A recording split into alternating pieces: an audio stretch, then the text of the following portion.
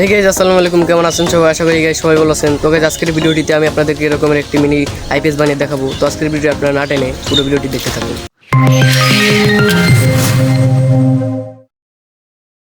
তো গাইস, প্রথমে আমাদের লাগবে এরকমের একটি চার্জারের সার্কিট, এরকমের দুটি ব্যাটারি, আর লাগবে এরকমের একটি কৌটো।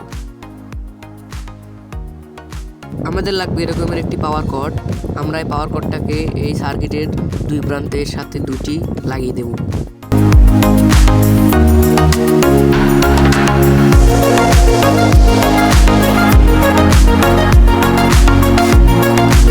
তারপর আমরা এই সার্কিটটাকে এই কৌটোর ভিতরে আটা দিয়ে আটকিয়ে দেব।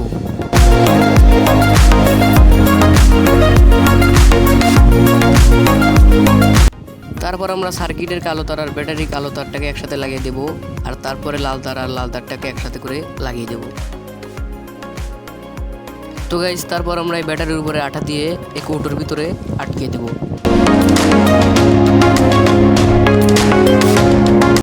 তারপরে আমাদের এই বরাবর একটি ছিদ্র করে নিতে হবে।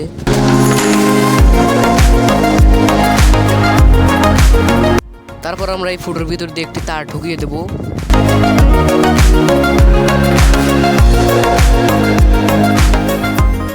তারপর আমরা সব লাল তারগুলোকে এক জায়গায় করে নেব, আর সব কালো তারগুলোকেও এক জায়গায় করে নেব।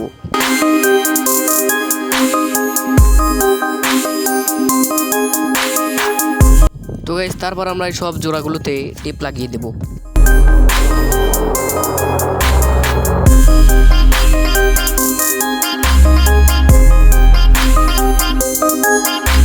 তো গাইস, এখন আপনারা চাইলে এটা থেকে এরকমের একটি ফ্যান অথবা 4 ভোল্টের এলইডি দুটোই একসাথে চালাতে পারবেন, কিন্তু আমার কাছে এখন 4 ভোল্টের কোনো এলইডি নেই, তাই আমি আপনাদেরকে চালিয়ে দেখাতে পারলাম না।